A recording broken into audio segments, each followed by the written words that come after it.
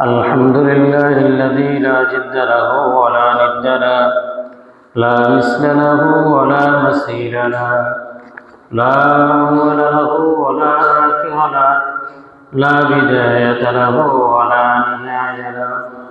ونشهد أن لا إله إلا الله، ونشهد أن سيدنا وسندنا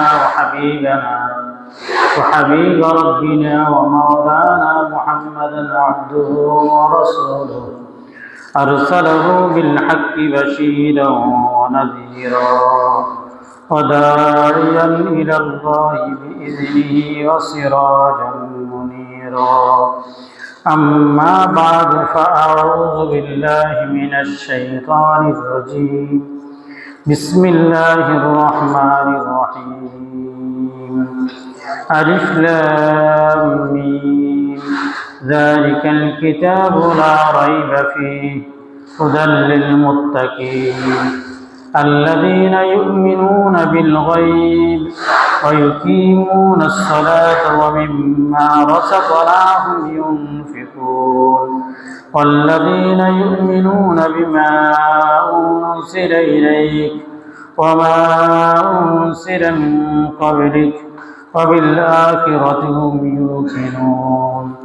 فقال سيدنا رسول الله صلى الله عليه وسلم: الإيمان بضع وسبعون شعبة، فأفضلها قول لا إله إلا الله، وأدناها إماتة الأذى عن الطريق، والحياء شعبة من الإيمان.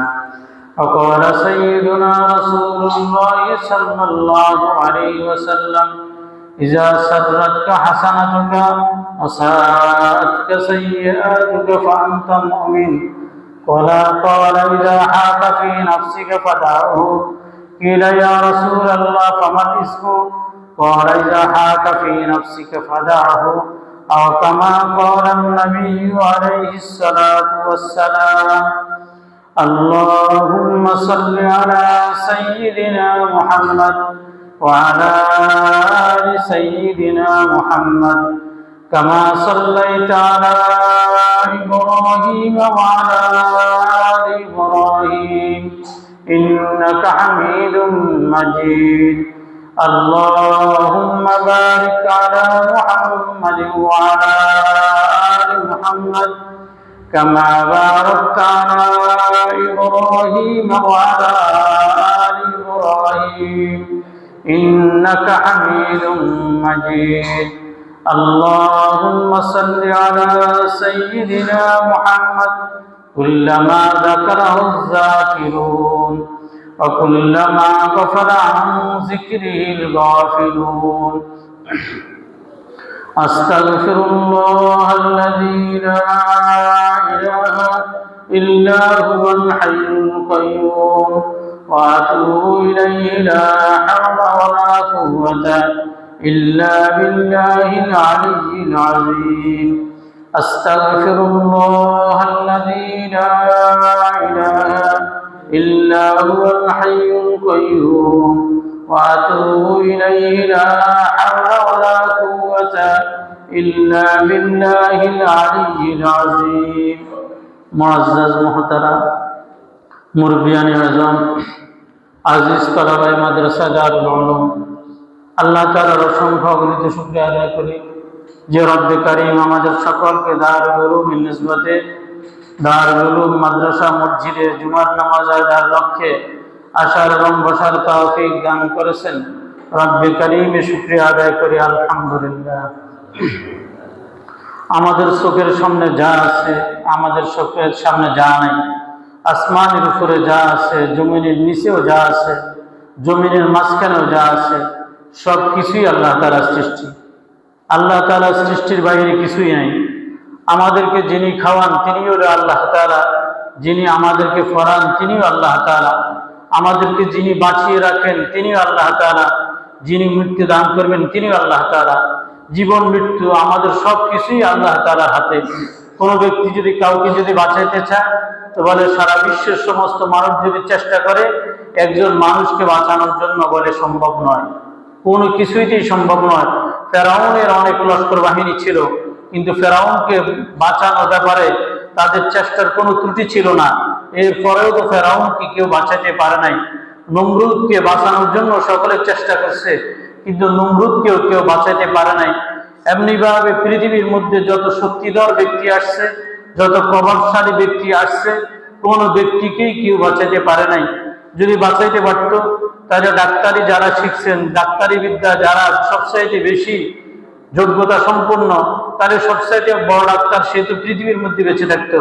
কিন্তু বাস্তব সত্য এই কথাই, যে ডাক্তার যে বিষয়ে বেশি এলেম জ্ঞান অর্জন করছে, বরং ওই ডাক্তারকে ওই রোগেই আক্রান্ত করছে।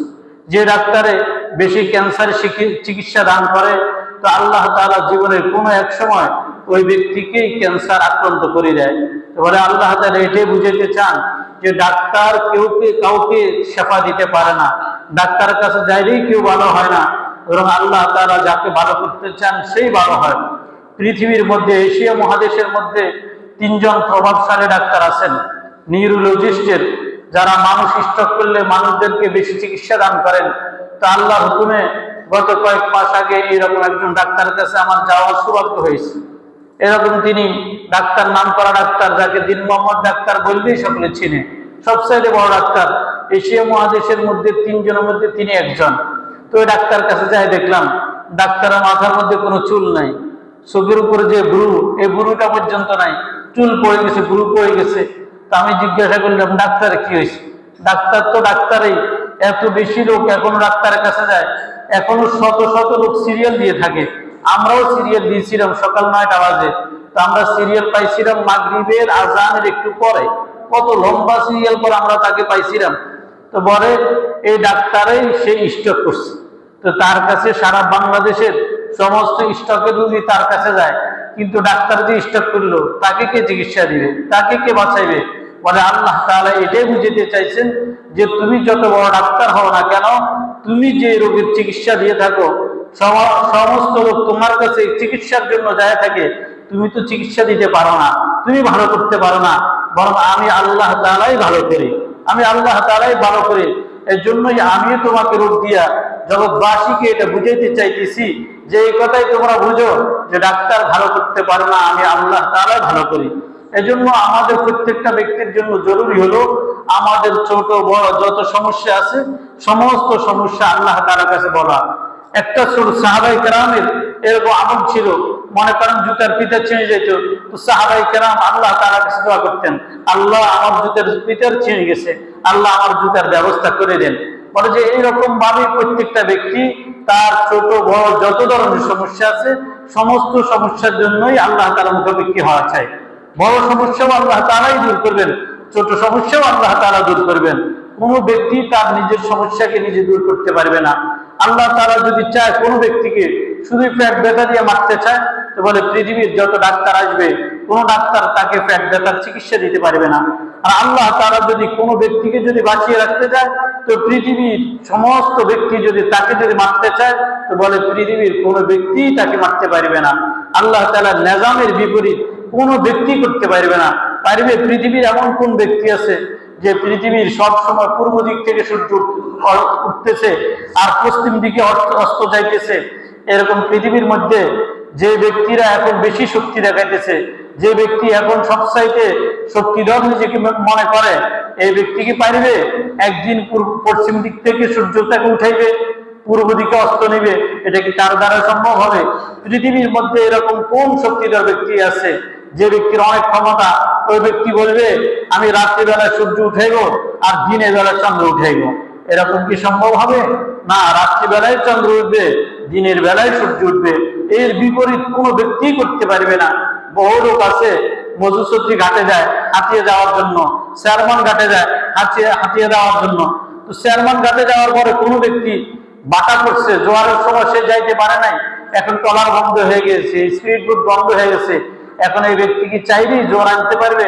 বলে না, কুদরতের দ্বারাই জোয়ার আসবে, কুদরতের দ্বারাই বাটা হবে। এই কুদরতের বিপরীত কোনো ব্যক্তি করতে পারবে না। পৃথিবীর মধ্যে কোন ব্যক্তি আছে এরকম যে এখন নোয়াখালীতে কথার কথা আল্লাহ তাআলা বন্যা দিতে চান, এখন সমস্ত নোয়াখালীর মানুষ মাঠে নামি যাবে আর আল্লাহ তাআলা বিরুদ্ধে মিছিল করবে। আল্লাহ কেন বন্যা দিতেছ, বন্যা দিতে পারবে না, রোদ দিতে হবে, দিয়ে দাও, এরকম যদি স্লোগান দেয়, কি আমাদের স্লোগানের দ্বারা আল্লাহ তাআলা রাজত্বের মধ্যে কোনো কমতি হবে? আল্লাহ তাআলা ভয়াবহতার মধ্যে কোনো কমতি হবে? আল্লাহ তাআলা ভয়াবহতার মধ্যে কোনোই কমতি হবে না। আমাদের মিছিলের দ্বারা আল্লাহ তাআলা কোনো ক্ষতি হবে না। বরং পৃথিবীর মধ্যে এরকম কোন লোক আজও পাওয়া যায় না যে ব্যক্তি এরকম মিছিল করে, বৃষ্টি কেন হইতেছে, বৃষ্টি বন্ধ করতে হবে, এরকম পৃথিবীর মধ্যে একজন বোকাও পাওয়া যায় না। সকলেই মনে করে আল্লাহ তাআলা পক্ষ থেকেই বৃষ্টি হয়, আবার আল্লাহ তাআলাই বৃষ্টিকে ভঙ্গ করবে। এই কথাই আমাদের সমস্ত লোকদেরকে আমাদেরকে এই কথা বোঝার দরকার যে আল্লাহ তাআলা থেকেই সব হয়। এই যে আমরা এই কথাগুলো শিখলাম, এই কথাগুলো শিখলাম কিসের দ্বারা? বলে এক কালিমার দ্বারা। যে আমরা একটা কালিমা শিখছি, লা ইলাহা ইল্লাল্লাহু মুহাম্মাদুর রাসূলুল্লাহ, যে আল্লাহ তাআলা ছাড়া কোনো মাবুদ নেই, মুহাম্মদ আল্লাহ তাআলার রাসূল। এই কথা আমাদেরকে বিশ্বাস করতে হবে, এই কথাই আমাদেরকে ইকিন করতে হবে। এর বিপরীত কোনো ব্যক্তি চলা যাবে না। কোনো ব্যক্তি যদি এর বিপরীত যদি চলে, এই ব্যক্তির ঈমান থাকবে না। রাসূল সাল্লাল্লাহু আলাইহি সাল্লাম হলো শেষ নবী। রাসূল সাল্লাল্লাহু আলাইহি সাল্লামের দ্বারাই এই ইসলাম পরিপূর্ণ হয়ে গেছে। এখন কোন ব্যক্তি যদি এই কথা বলে ইসলাম পরিপূর্ণ হয়নি, তো কোরআনে কারীমে সূরা মায়েদার মধ্যে আল্লাহ তাআলা ঘোষণা দিয়েছেন এই রাসূলের মাধ্যমেই আল্লাহ তাআলা ইসলামকে পরিপূর্ণতা দিয়েছেন। আল-ইয়াওমা আকমালতু লাকুম দীনাকুম ওয়া আতমামতু আলাইকুম নি'মাতি ওয়া রাদিতু লাকুমুল ইসলাম দীনা। আল-ইয়াওমা আকমালতু লাকুম দীনাকুম, আজকে এমন একটা দিন যে দিনে আমি তোমাদের ধর্মকে তোমাদের জন্য পরিপূর্ণ করে দিলাম। ওয়া আতমামতু আলাইকুম নি'মাতি ওয়া রাদিতু লাকুমুল ইসলাম দীনা, আর আমি যে নিয়ামত, যে ধর্ম তোমাদেরকে দিলাম, এই ধর্মকে পরিপূর্ণ করে দিলাম। ওয়া রাদিতু লাকুমুল ইসলাম দীনা, আর ইসলাম ধর্মের উপরে আমি রাজি হয়ে গেলাম। এটা কার কথা বলেন? তাহলে আল্লাহ তাআলা কথা হইল যে দ্বীন ইসলাম যেটা, এটা পরিপূর্ণ হয়ে গেছে। এখন আর কোনো ব্যক্তি যদি দ্বীন ইসলামের মধ্যে কোনো কিছু ঢুকাইতে চায়, এটা কেউ ঢুকাইতে পারবে না। এখন নতুন করে কোনো ব্যক্তি যদি বলে এই কথা যে মুহাম্মদ সাল্লাল্লাহু আলাইহি সাল্লাম নাউযুবিল্লাহ তিনি ইসলামকে পরিপূর্ণ করে যাইতে পারে নাই, এই কথা কি আমরা কোনো ব্যক্তি বিশ্বাস করবনি? বলেন, কোনো ব্যক্তি যদি এই কথা যদি বিশ্বাস করে যে ইসলামকে নবী করিম সাল্লাল্লাহু আলাইহি সাল্লাম পরিপূর্ণতায় পৌঁছাই দিতে পারে নাই, তাহলে এটা একেবারে কুফরি কথা হবে। এই ধরনের কথাকে বিশ্বাস করা, এই ধরনের কথাকে যদি কেউ বিশ্বাস করে, তাহলে এই ব্যক্তির ঈমান থাকবে না। এজন্যই ইসলামের মধ্যে যা কিছু আছে, কোরআন ও হাদিসের মধ্যে যা কিছু আছে, আমাদেরকে তাই মানতে হবে। এর বিপরীত ডানে বামে যাওয়ার মতো কোনো সুযোগ নেই। এখন যদি বাইজিদ খান সুন্নির তার প্রবর্তিত হিজবুত তাওহীদ থেকে যদি কোন সেলিম নামে কোন ব্যক্তি যদি এই কথা বলে যে মুহাম্মদ সাল্লাল্লাহু আলাইহি সাল্লামের দ্বারা ইসলাম পরিপূর্ণতা পৌঁছে নাই, এই কথা কি আমরা বিশ্বাস করব? বলেন, এই কথা আমাদেরকে বিশ্বাস করা যাবে না। বরং ইসলাম পরিপূর্ণতা পৌঁছাই দিয়েছেন, এটা আল্লাহ তাআলা সূরা মায়েদার মধ্যে আল্লাহ তাআলা বলে দিয়েছেন। এবং কোন ব্যক্তি যদি এই কথা বলে যে কৃষ্ণ, কৃষ্ণ হিন্দুদের মধ্যে যে কৃষ্ণ, কৃষ্ণ সে নবী ছিল, রামচন্দ্র সে নবী ছিল। এখন যদি কোনো ব্যক্তি যদি হিন্দু যদি থাকে, তাহলে সেও জান্নাতে যাবে, এই কথা কি বিশ্বাস করা যাবে কিনা? বলেন। আচ্ছা, এই কথা বিশ্বাস করলে তাহলে ইসলাম আর কি রইল? ইসলামের কোনো কথা রইল? তাহলে হিন্দুরা কখনো জান্নাতে যাইবে না। কেন জান্নাতে যাইবে না? আমরা সহজ কথা বুঝি। হিন্দুরা মূর্তি পূজা করে। হিন্দুরা কি পূজা করে? মূর্তি পূজা করে। তারা মূর্তির কাছে মাথা নত করে। সুতরাং হিন্দুরা যদি, তারা যদি মুসলমানদের মতো যদি জান্নাতে যায়, তাহলে মুসলমানদের সাথে আর তাদের সাথে কোনো পার্থক্য হলো? বলেন, তারা কিছুতেই জান্নাতে যাইতে পারে না। বরং হিন্দুদের মাঝে কোনো নবী আসে নাই। হিন্দুদের মাঝে কি আসে নাই? কোনো নবী আসে নাই। আল্লাহ রাসূল সাল্লাল্লাহু আলাইহি সাল্লাম বা কোরআনে কারীমে হাদিস অনুযায়ী যতজন নবীর কথা আছে, তার মধ্যে রামচন্দ্র সে যে একজন নবী ছিল, এরকম কোরআন ও হাদিসের মধ্যে কিছু পাওয়া যায় না। কৃষ্ণ নবী ছিল, এই কথা কোনোভাবেই বিশ্বাস করা যায় না। আচ্ছা, যদি মনে করেন রামচন্দ্র সে নবী ছিল, মানিয়ে নিলাম, কৃষ্ণ সে নবী ছিল, তাহলে আমরা বলবো ঈসা আলাইহিস সালাম তিনি কি নবী ছিলেন না? মুসা আলাইহিস সালাম তিনি কি নবী ছিলেন না? আচ্ছা, ঈসা আলাইহিস সালাম নবী ছিলেন, এটা আমরা বিশ্বাস করি, করি কিনা? ঈসা আলাইহিস সালাম নবী ছিলেন, এটা আমরা বিশ্বাস করি। মুসা আলাইহিস সালাম নবী ছিলেন, এটা আমরা বিশ্বাস করি। দাউদ আলাইহিস সালাম নবী ছিলেন, এটা আমরা বিশ্বাস করি। ইব্রাহিম আলাইহিস সালাম নবী ছিলেন, এটা আমরা বিশ্বাস করি। নূহ আলাইহিস সালাম নবী ছিলেন, এটা আমরা বিশ্বাস করি। আদম আলাইহিস সালাম নবী ছিলেন, এটা আমরা বিশ্বাস করি। এই ধরনের যত নবীদের কথা কুরআন ও হাদিসের মধ্যে আছে আমরা সকলের কথা বিশ্বাস করি। আচ্ছা, কোন ব্যক্তি যদি এখন যদি মুসা আলাইহিস সালামের অনুসরণ করে তাহলে এই ব্যক্তির ঈমান থাকবে কিনা বলেন? কোন ব্যক্তি যদি ইহুদি ধর্ম যদি পালন করে, মুসা আলাইহিস সালাম যারা অনুসরণ করে তাদেরকে কি বলা হয়? ইহুদি বলা হয়। কোন ব্যক্তি যদি ইহুদি ধর্ম যদি পালন করে আপনারা কি বলেন? এরা কি কাফের না এরা মুসলমান? এরা সম্পূর্ণভাবে কাফের। ইহুদি এরা কি কাফের। কোন ব্যক্তি যদি এখন যদি ইহুদিদের যদি অনুসরণ করে তাহলে এই ব্যক্তি জান্নাতে যাইতে পারবে না। কোন ব্যক্তি যদি ঈসা আলাইহিস সালামের ধর্মের যদি অনুসরণ করে তাহলে এখন তারা কি যাইতে পারবে না? জান্নাতে যাইতে পারবে না। যেহেতু রাসূলুল্লাহ সাল্লাল্লাহু আলাইহি সাল্লামকে আল্লাহ তাআলা তো বলেই দিয়েছেন, আল ইয়াওমা আকমালতু লাকুম দীনাকুম ওয়া আতমামতু আলাইকুম নি'মাতি ওয়া রাদিতু লাকুমুল ইসলাম দীনা। যখন এই আয়াতটা যখন পরিপূর্ণভাবে রাদিতু লাকুমুল ইসলাম দীনা, ইসলাম ধর্মের উপরেই আমি সন্তুষ্ট হয়ে গেলাম, এটা কার কথা? আল্লাহ তাআলার কথা। তাহলে বাকি দিনগুলো কি মানা যাবে? কিন্তু যখন মুসা আলাইহিস সালাম আসছিলেন তখন মুসা আলাইহিস সালামের যারা অনুসরণ করছিলেন তারা জান্নাতি। যখন ঈসা আলাইহিস সালাম আসছিল যারা ঈসা আলাইহিস সালামের অনুসরণ করছে তারা জান্নাতি। যখন ইব্রাহিম আলাইহিস সালাম আসছিলেন যারা ইব্রাহিম আলাইহিস সালামের অনুসরণ করছে তারা জান্নাতি। যখন নূহ আলাইহিস সালাম আসছিল নূহ আলাইহিস সালামের অনুসরণ যারা করছিল তারা জান্নাতি। কিন্তু এখন মুহাম্মদ সাল্লাল্লাহু আলাইহি সাল্লাম আসার পরে ঈসা আলাইহিস সালাম অনুসরণ করে অন্য বাইবেল ইনজিল এটার উপর চলা যাবে না, তাওরাতের অনুসরণ করে চললে এটা চলা যাবে না। রাসূলুল্লাহ সাল্লাল্লাহু আলাইহি সাল্লাম জামানার মধ্যে একবার কয়েকজন সাহাবী একটু তাওরাতের একটু পড়তেছে, তাওরাত থেকে কিছু পড়তেছে, ভালো ভালো কথা। রাসূল সাল্লাল্লাহু আলাইহি সাল্লাম এই কীর্ত বসে আবু বকর রাদিয়াল্লাহু তাআলা, ওমর ফারুক রাদিয়াল্লাহু তাআলা বসা ছিলেন। ওমর ফারুক রাদিয়াল্লাহু তাআলা ধমক দিয়ে বললেন, তোমরা কি দেখতেছো না যে রাসূল সাল্লাল্লাহু আলাইহি ওয়াসাল্লাম চেহারা রাগান্বিত হয়ে গেছে? কেন রাগান্বিত হয়ে গেছে? তোমরা যে অন্য কিছু করতেছো। তাহলে রাসূলুল্লাহ সাল্লাল্লাহু আলাইহি ওয়াসাল্লাম জামানার মধ্যে তাওরাত থেকে কিছু পড়া এটা রাসূল সাল্লাল্লাহু আলাইহি ওয়াসাল্লাম পছন্দ করেন নাই। তাহলে এখন যদি কোনো ব্যক্তি যদি ইসলামের মধ্যে যদি কোনো কিছু যদি ঢুকাইতে চায় তাহলে তার কথা কি মানা যাইবে বলেন? তার কথা মানা যাইবে না। আমাদেরকে আল্লাহ তাআলা কোরআনে কারীমের যে কোরআনে কারীম আমাদেরকে দিয়েছেন এই কোরআনে কারীম সূরার মধ্যে আমাদের মুক্তি। রাসূলুল্লাহ সাল্লাল্লাহু আলাইহি ওয়াসাল্লাম বলেন, তারাকতু ফীকুম আমরাইন লান তাযিল্লু মা তামাসসাকতুম বিহিমা কিতাবাল্লাহি ওয়া সুন্নাত রাসূলি। আমি তোমাদের কাছে দুইটা জিনিস রেখে যাইতেছি, একটা হলো কিতাবুল্লাহ আর একটা হলো সুন্নাত রাসূলুল্লাহ। একটা হলো আল্লাহ তাআলার কিতাব আর একটা হলো হাদিস। যতক্ষণ পর্যন্ত তোমরা এই দুইটা জিনিসকে আঁকড়ে ধরবা ততক্ষণ পর্যন্ত তোমরা কখনো গোমরাহ হবা না। তাহলে ততক্ষণ পর্যন্ত যখন গোমরাহ হবা না তখন আমাদের জন্য জরুরি হলো কোরআন ও হাদিসকে চলা।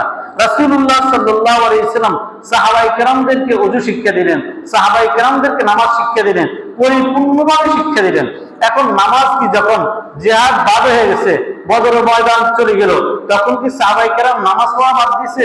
উহুদের ময়দান যখন চলে গেল তখন কি নামাজ পড়া বাদ দিয়েছে? সাহাবায়ে কেরামদের মধ্যে মহিলাদের উপর তো জিহাদ ফরজ হয় না যতক্ষণ পর্যন্ত না পুরুষরা জিহাদ করে।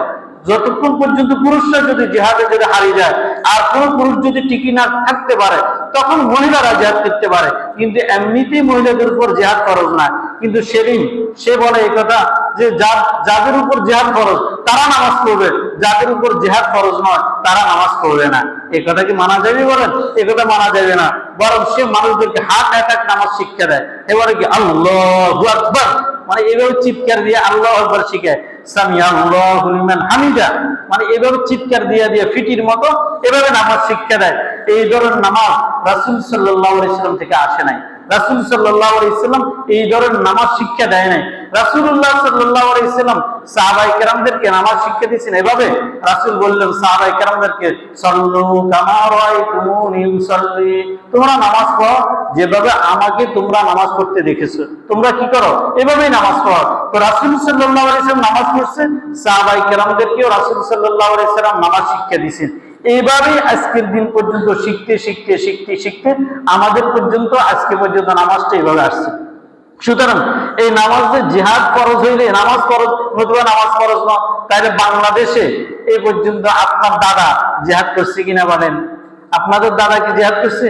আপনাদের দাদা তো জিহাদ করে নাই, আপনারাও জিহাদ করতেছেন না, আমাদের উপরও তো জিহাদ ফরজ নয়, আমরাও তো জিহাদ করি নাই। কখনো জিহাদ ফরজ হবে কিনা এটাও আমাদের জানা নাই। তাইলে কি এখন কি আমরা নামাজ ছেড়ে দিব? হতে বলে যাদের উপর নামাজ তারাই নামাজ পড়বে যাদের উপর জিহাদ ফরজ। এই কথাগুলি মানুষদেরকে নামাজ থেকে সরানোই হলো তার বড় একটা কুচক্র। এজন্যই কোনো ব্যক্তি তার এই সমস্ত কথাগুলো মানা যাবে না। তাহলে আমাদের সকলকে বুঝতে হবে কি, যে নামাজ এটা যেভাবে রাসূল সাল্লাল্লাহু আলাইহি সাল্লাম আমাদেরকে নামাজ শিক্ষা দিয়েছেন, এভাবেই আমাদেরকে নামাজ আদায় করতে হবে। তা আমরা সকলেই এই শরীরের এই সমস্ত কুচক্রী চিন্তাধারাগুলো থেকে আমরা বেঁচে থাকবো ইনশাআল্লাহ।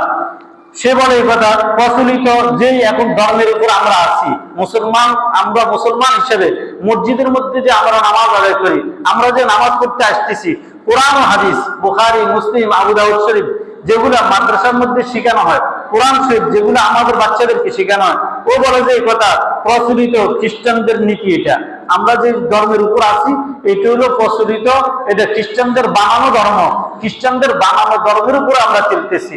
অথচ আল্লাহ তাআলা বলেন কি, ইন্নাদ-দীনা ইনদাল্লাহিল ইসলাম, আল্লাহর কাছে একমাত্র ধর্মই হলো কোনটা?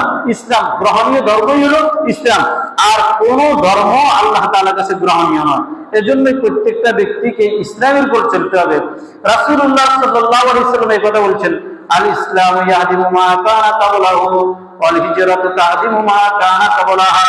রাসূলুল্লাহ সাল্লাল্লাহু আলাইহি ওয়াসাল্লাম বলেন, কোন ব্যক্তি যদি ইসলাম ধর্ম যদি গ্রহণ করলো, গ্রহণ করার দ্বারা তার অতীতের যত গুনাহ ছিল সমস্ত গুনাহ আল্লাহ তাআলা মাফ করে দিবেন। তার রাসূল সাল্লাল্লাহু আলাইহি ওয়াসাল্লাম বলেন, ইসলাম গ্রহণ করার দ্বারা সমস্ত গুনাহগুলো মাফ করবেন। আর ও বলে আমরা যে ইসলামের উপর আছি, এটা নাকি খ্রিস্টানদের বানানো ধর্ম। তাহলে এই কথাকে বিশ্বাস করা যাবে? এই কথা বিশ্বাস করা যাবে না।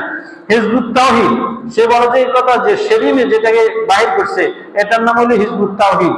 কোন ব্যক্তি যদি হিজবুত তাওহীদ যদি গ্রহণ না করে, এই দলের মধ্যে যদি না ঢুকে, তাহলে ওই ব্যক্তি কখনো জাহান্নাম থেকে মুক্তি পাইতে পারে না। ওই ব্যক্তি জাহান্নামে। পৃথিবীর মধ্যে যত লোক আছে সবাই জাহান্নামে। সে বলে যে আমি তো ইমামুজ্জামান, আমি জমানার ইমাম। সুতরাং কোন ব্যক্তি যদি আমাকে যদি না মানে, আমার দলের অন্তর্ভুক্ত যদি না হয়, তাহলে সেই ব্যক্তি জাহান্নামী। এই কথা কি মানা যায় বলেন? তাহলে হিজবুত তাওহীদের এই কথা মানা যাবে না। ওকে জিজ্ঞাসা করা হলো, ও যে মসজিদের মধ্যে এরকম মানুষদেরকে কথা বলে, ওই মসজিদের মধ্যে ওর ছবি টাঙানো আছে, তার স্ত্রীর ছবি টাঙানো আছে, এবং নারী পুরুষ সব একসাথে নামাজ পড়ে, নারী পুরুষ সব একসাথে নামাজ পড়ে। আচ্ছা আপনারা বলেন, নারী পুরুষ একসাথে নামাজ পড়ে এটা বৈধ কিনা বলেন? এটা বৈধ নয়। নারীদের উপর পর্দাকে ফরজ করা হলো। সুতরাং নারীরা যদি একসাথে যদি নামাজ আদায় করে, আর পুরুষরা যদি একসাথে যদি নামাজ আদায় করে, তাহলে কারো নামাজ হবে বলেন? কারোই তো নামাজ হবে না। অথচ বেপর্দা মহিলাদেরকে সামনে নিয়ে সেই কথা বলে। রাসূলুল্লাহ সাল্লাল্লাহু আলাইহি ওয়াসাল্লামের উপর পর্দা ফরজ ছিল, আর সেলিমের উপর বলে পর্দা ফরজ নয়। কি বলেন? এই কথা কি মানা যায়? রাসূল সাল্লাল্লাহু আলাইহি ওয়াসাল্লাম পর্দা পালন করছেন, সাহাবায়ে কেরাম পর্দা পালন করছেন, অথচ সে আর তার স্ত্রী একসাথে সামনে বসে সমস্ত মানুষের সামনে বক্তব্য দেয়, আর যে মানুষদের মধ্যে মহিলা পুরুষ একত্রে সবগুলো আছে, আর ও বলে এই দিন কেউ যদি গ্রহণ না করে তাহলে তার কোনো মুক্তি নেই। অথচ আল্লাহ তাআলা কি বলেন? আল্লাহ তাআলা বলেন যে এই কথা, যে আল ইয়াউমা আকমালতু লাকুম দীনাকুম ওয়া আতমামতু আলাইকুম নি'মাতি ওয়া রাযীতু লাকুমুল ইসলাম দীনা। ইসলাম ধর্মের উপরেই আল্লাহ তাআলা রাজি হয়ে গেছে। সুতরাং তার ধর্ম এখন নতুন করে যদি কোনো ব্যক্তি যদি ধর্ম বানায়, তাহলে এই ধর্ম কি মানা যাবে বলেন? এই ধর্ম মানা যাবে না। হিজবুত তাওহীদের আরেক কথা হলো, হিজবুত তাওহীদ আল্লাহর সৃষ্টি, তিনি নিজেই এটা পরিচালনা করেন। বলেন যে সেদিনে যে হিজবুত তাওহীদের যে কার্যক্রম পরিচালনা করতেছে, সে বলতেছে এই কথা এটা আল্লাহ তাআলা বানাইছেন। মানে ইসলাম ধর্ম যেরকম আল্লাহ তাআলার থেকে, খ্রিস্টান ধর্ম যেরকম আল্লাহ তাআলার থেকে, ইহুদি ধর্ম যেরকম আল্লাহ তাআলার থেকে, হিজবুত তাওহীদও আল্লাহ তাআলার থেকে। অথচ রাসূলুল্লাহ সাল্লাল্লাহু আলাইহি ওয়াসাল্লাম বলছেন কি, আনা খাতামুন নাবিয়্যিনা লা নাবিয়্যা বাদি, আমি শেষ নবী, আমার পরে আর কোন নবী আসবে না। তাহলে রাসূলুল্লাহ সাল্লাল্লাহু আলাইহি ওয়াসাল্লাম শেষ নবী, তারপরে আর কোন নবী আসবে না। তাহলে সেলিম এমন কোন ব্যক্তি যে ব্যক্তি এখন নবুয়ত দাবি করে? বাইজিদ খান কর্ণী এমন কোন ব্যক্তি যে ব্যক্তি এখন নবুয়ত দাবি করে? তার কাছে কি জিবরাইল আলাইহিস সালাম আসে কিনা? এই কথা বলতে গেলে বলবো যে আমাদের জিবরাইল আলাইহিস সালামের কি দরকার? অথচ রাসূল সাল্লাল্লাহু আলাইহি ওয়াসাল্লাম সহ সমস্ত পয়গম্বরদের নিকট আসমানি কিতাব যেগুলো আছে সমস্ত ফেরেশতারাই আনছেন। সে তো ফেরেশতাকেই অস্বীকার করে। তাকে বলা হইলো, আপনি যে মসজিদের মধ্যে ছবি লাগাইলেন, আপনার ছবি লাগাইলেন, আপনার স্ত্রীর ছবি লাগাইলেন, তো আমরা তো শুনছি এই কথা যে লা ইয়াদখুলুল জান্নাতা বাইতুন ফিহি কলবুন ওয়ালা তাসাবির, যে ঘরের মধ্যে লা ইয়াদখুলুল মালাইকাতু ফিহি, কালবু ওয়ালা তাসাবির, যে ঘরের মধ্যে কুকুর থাকে বা জীব-জন্তুর ছবি থাকে ওই ঘরের মধ্যে ফেরেশতা থাকে না। সে অর্থ হাসি বললো, তোমরা ফেরেশতা বলতে কি বুঝো? ফেরেশতা কি কোনো জিনিস আছে? ফেরেশতা হলো একটা শক্তি। বলে যে এই কথা, তোমাদের নাড়ি বুড়ির ভিতরে আছে না, এখানের মধ্যে যে পোকামাকড়, এটাও একটা ফেরেশতা। বলে যে গরু যে জবাই করা হয়, গরু জবাই করলে লাল লাল যে পোকাগুলো দেখো, এটাও একটা ফেরেশতা। তাহলে এতে করি সে কাকে অস্বীকার করলো? ফেরেশতাকে অস্বীকার করলো। অথচ সাহাবায়ে কেরাম নিজেরা জিবরাইল আলাইহিস সালামকে আসতে দেখছেন। আপনারা কি বলেন, প্রধান ফেরেশতা কয়জন? জিবরাইল, মিকাইল, ইসরাফিল, আজরাইল। আমরা এই 7 জন ফেরেশতার নাম আমরা জানি না এই কথা? আমরা 4 জন ফেরেশতার নাম জানি। এবং সাহাবায়ে কেরামদের থেকে এটা অসংখ্য হাদিস আছে। যেমন একটা হাদিসে আছে, রাসূলুল্লাহ সাল্লাল্লাহু আলাইহি সাল্লাম একদিন মসজিদে নববীর মধ্যে বসা অবস্থার মধ্যে একজন লোক আসছে। সাহাবায়ে কেরাম বললেন যে এইরকম লোক আমরা চিন্তা করলাম মক্কার মধ্যে কেউ আছে কিনা, দেখলাম যে না, মক্কার মধ্যে এরকম নাই। আমাদের দেখা সত্ত্বে কেউ আছে কিনা, দেখলাম যে না, আমাদের দেখা সত্ত্বে এইরকম কোন ব্যক্তি দেখি নেই। আমরা চিন্তা করলাম এই ব্যক্তি মনে হয় দূরের থেকে আসছে। একটা লোক যখন অপরিচিত লোক আসে, তখন সে যখন সফর করিয়াছে, এটা তার চেহারার মধ্যে বোঝা যায়। তো আমরা চিন্তা করতেছি মনে হয় এই দূরের থেকে আসছে। তো আবার আমরা চিন্তা করে দেখলাম, ওর জামা কাপড়ের দিকে তাকাইলাম, জামা কাপড় দবদবে সাদা। ও যে সফর থেকে আসছে, এরকম একটা ক্লান্তির চাপ তার চেহারার মধ্যে নাই। মরুভূমির দেশ, দূরের থেকে আসলে তার পিপাসা লাগবে, তার চেহারা কালো হবে, ক্লান্ত লাগবে। বলে যে এইরকম ক্লান্তির কোনো চাপও তার মধ্যে দেখতেছি না। আবার আমরা কেউ চিনিও না। হাদিসের মধ্যে আছে, এই ব্যক্তি আসি একবারে হুজুরের হাঁটুর লগে তার হাঁটুটা মিলে বসে গেছে। তা আমরা চিন্তা করলাম, আম্মা এটা কিরকম ব্যক্তি, হুজুরের পায়ের লগে পা মিলে বসে গেছে, এটা তো একটা বেয়াদবি। এরপরে ওয়াদা ইয়াদাহু আলা রুকবাতাইহি, সে তার 2টা হাত হয়তো রাসূলের পায়ের উপর রাখছে, নতুবা নিজের রানের উপর রাখছে। বলে আমরা এটাও বিরক্ত বোধ করলাম, সে তার হাতকে কেন রাসূলের এরকম রানের উপর রাখবে? এটাও তো আরেক ধরনের বেয়াদবি। বলে যে এরপরে সে আসে বলতেছে, মাল ইসলাম ইয়া রাসূলুল্লাহ, আমাকে ইসলাম সম্পর্কে জানান একটু, ইসলাম কি জিনিস? মাল ইহসান, হে রাসূলুল্লাহ সাল্লাল্লাহু আলাইহি ওয়াসাল্লাম, ইহসান কি জিনিস আমাকে বুঝান। এরকম ভাবে এক একটা প্রশ্ন করতেছে। তো রাসূল সাল্লাল্লাহু আলাইহি ওয়াসাল্লাম চলে যাওয়ার পরে সাহাবায়ে কেরাম বললেন, ইয়া রাসূলুল্লাহ, আজকে আমাদের কাছে আশ্চর্য লাগলো, একটা লোক আসলো না, সে দূরের লোক হলে তো আমরা বুঝতাম চেহারার মধ্যে ক্লান্তির ছাপ থাকতো। আবার যদি কাছের হইতো তাহলে তো আমরা দেখেই বুঝতাম এই ব্যক্তি কাছের লোক, অমুক ছেলে, অমুক এলাকা। এইরকমও তো আমরা কেউ চিনি নেই। আবার জামা কাপড়ের মধ্যে কোনো মলিনতা নাই, সাদা একবারে দবদবে। আবার দেখি আপনার হাঁটুর লগা আসি, হাঁটু লাগায় বসে গেল। এই গ্রাম্য লোকটা কে? মানে গ্রাম্য লোকের স্বভাব এরকম, যাদের শিক্ষা নাই, দীক্ষা নাই, তারা বড়দের সাথে আচরণ করতে জানে না। এটা কেন এরকম বললো যে এই ব্যক্তি হলো জিবরাইল আলাইহিস সালাম, এ আসছে তোমাদেরকে শিক্ষা দেওয়ার জন্য। তোমরা তো কষ্ট করো না ভয়ে, এজন্য জিবরাইল আমাকে প্রশ্ন করতেছে তোমাদেরকে শিক্ষা দেওয়ার জন্য। তাহলে জিবরাইল আলাইহিস সালাম এভাবেই আসছেন, এটা সাহাবায়ে কেরাম দেখছেন। তাহলে ফেরেশতা আছে, এই কথা সত্য। কিরামান কাতিবিনা ইয়ালামুনা মা তাফআলুন। কেমন? সূরা ইনফিতারের মধ্যে আল্লাহ তাআলা বলেন যে তোমাদের 2 কাঁধের মধ্যে 2 জন ফেরেশতা আছে, তোমরা যা কিছু করো না কেন সমস্ত ফেরেশতারা এটা লিপিবদ্ধ করেন। এরপর রাসূলুল্লাহ সাল্লাল্লাহু আলাইহি ওয়াসাল্লামের ব্যাপারে তারপরে এরকম বলে যে রাসূল সাল্লাল্লাহু আলাইহি ওয়াসাল্লাম মন গড়া কথা বলে, যা কিছু বলে মন গড়া কথা বলে, নিজের থেকে রচনা বানাই বলে, এরকম কুৎসা রচনার জন্য বলছেন রাসূল সাল্লাল্লাহু আলাইহি ওয়াসাল্লামের ব্যাপারে। তখন আল্লাহ তাআলা ওহী নাযিল করেছেন, ওমা ইয়ানতিকু আনিল হাওয়া ইন হুয়া ইল্লা ওয়াহয়ুন ইউহা আল্লামাহু শাদীদুল কুওয়া। আল্লাহ তাআলা কয়েকটা আয়াত দিয়ে আল্লাহ তাআলা এই কথা বললেন, ওমা ইয়ানতিকু আনিল হাওয়া, যে মুহাম্মদ সে নিজের মন গড়া কোনো কথা বলে না। আমি যতক্ষণ পর্যন্ত না তার কাছে ওহী প্রেরণ করি, বরং তাকে এক শক্তিশালী ফেরেশতা তাকে এরকম ওহী শিক্ষা দেয়, তাকে এরকম আমার পক্ষ থেকে বার্তাগুলো তাকে বলে দেয়, তখন সে মানুষের কাছে বলে। রাসূলুল্লাহ সাল্লাল্লাহু আলাইহি ওয়াসাল্লাম একদিন খাদিজা রাদিয়াল্লাহু তাআলার কাছে, আম্মা জান খাদিজা রাদিয়াল্লাহু তাআলার কাছে আসি বলতেছে, জাম্মিলুনি, হে খাদিজা তুমি আমাকে কম্বল দ্বারা আবৃত করো, আমার ভয় হইতেছে, আমি ভয় পাইতেছি। বলি, ইয়া রাসূলুল্লাহ, হে মুহাম্মদ আপনার কি হলো? তখন তো রাসূলের এখনো ঘোষণা আসে নাই।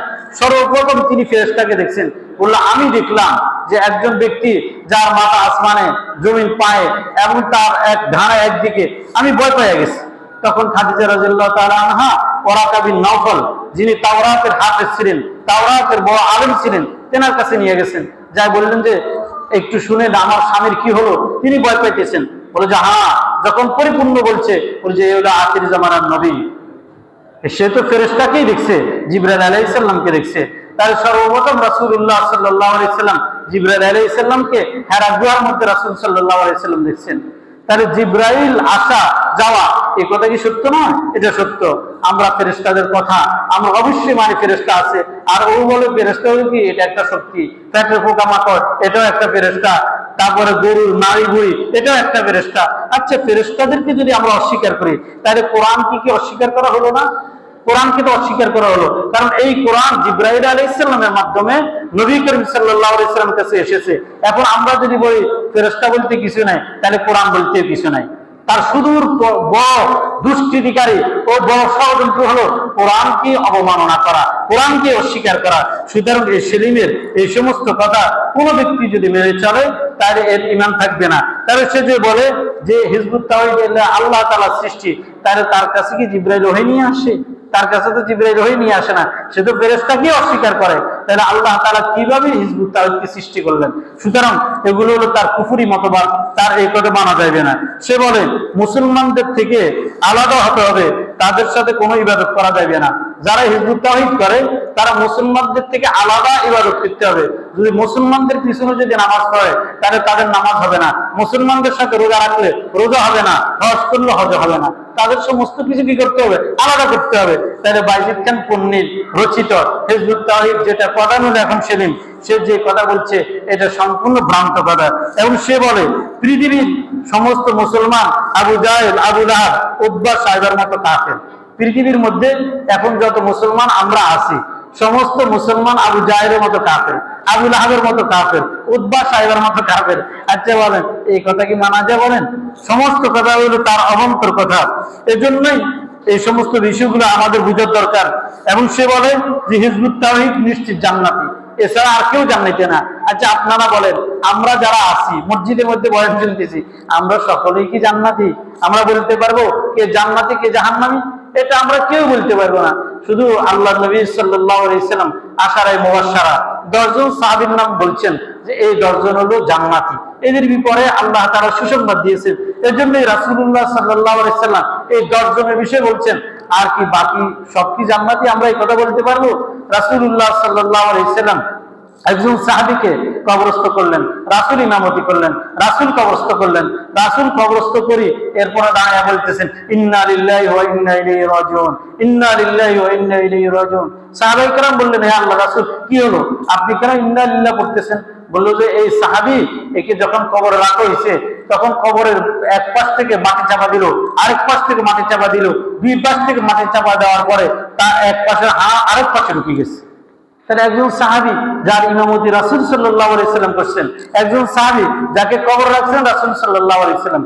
এবং হাদিসের মধ্যে আছে রাসূল সাল্লাল্লাহু আলাইহি সাল্লাম ওই সাহাবীর জানাজাতে এত বেশি লোক হয়েছে, রাসূল বৃদ্ধাঙ্গুলির উপর ভর দিয়ে হাঁটতেছেন। তো সাহাবায়ে কেরাম জিজ্ঞাসা করলেন, হে আল্লাহর রাসূল, আপনি বৃদ্ধাঙ্গুলির উপর ভর দিয়ে কেন হাঁটতেছেন? বলে যে ওর জানাজার মধ্যে এত পরিমাণ ফেরেশতা হয়েছে, আমি যে পা রাখবো এটারও জায়গা পাইতেছি না, এজন্য আমি এভাবে হাঁটতেছি। তাহলে এই সাহাবীকেও তো আল্লাহ তাআলা সর্বপ্রথম কবর রাখার কারণে শাস্তি দিচ্ছেন, রাখার সাথে সাথে। কেন? বলে যে কেন ইয়া রাসূলুল্লাহ? বলে এই সাহাবী যখন সে ছাগল পালতেন, তো ছাগল যে ঘরে পালতেন, এখানে ছাগলের ছিটকা, পেশাবের ছিটকা তার জামা কাপড় পরতো, সে এটার থেকে পরহেজ করতো না, বেঁচে থাকতো না। এটাকে পরিষ্কার করি বা এটাকে পরিবর্তন করি, তারপরে ভালো কাপড় দিয়ে নামাজ পড়বো, এটা করতো না। এজন্যই আল্লাহ তাআলা তাকে সর্বপ্রথম শাস্তি দিলেন। তাহলে সাহাবী পর্যন্ত শাস্তির থেকে সাহাবীকেও আল্লাহ তাআলা মাফ করেন নাই। আর আমি সলিমুল্লাহ, কলিমুল্লাহ, আব্দুল্লাহ, আব্দুল খালেক, আমরা কিভাবে বলতে পারি আমরা জান্নাতি? তো সে হিজবুত তাওহীদের মানুষদেরকে বলে যে এই কথা, যে এটা হলো হিজবুত তাওহীদ কোন ব্যক্তি যদি করে তাহলে সে ব্যক্তি জান্নাতি। হিজবুত তাওহীদের এরকম অসংখ্য বিষয় আছে যেগুলো সম্পূর্ণ কুফরি মতবাদ, যেগুলো শুধুই আমি তাদের বই থেকে লিপিবদ্ধ করে এগুলো নিয়ে আসছি আপনাদেরকে শোনানোর জন্য। তো এই বিষয়ে আগামীকালকে শনিবার সকাল 10টা থেকে জেলা স্কুল মাঠে সারা বাংলাদেশ থেকে বড় বড় উলামায়ে কেরাম আসবেন, সেখানে এই বিষয়ে বিস্তারিত আলোচনা করবেন। যেহেতু সেলিমের আস্তানা হলো সোনামণি, এজন্যই আমাদেরকে বিপুলাশার একটা যে জায়গা, এই জায়গার সাথেই তার আস্তানা। আমাদেরকে যদি সতর্ক না করা হয়, তারা অলরেডি এই নোয়াখালীর মধ্যে কার্যক্রম শুরু করছে, মানুষদেরকে বিভ্রান্ত করতেছে এবং ইসলাম থেকে মানুষকে সরাইতেছে।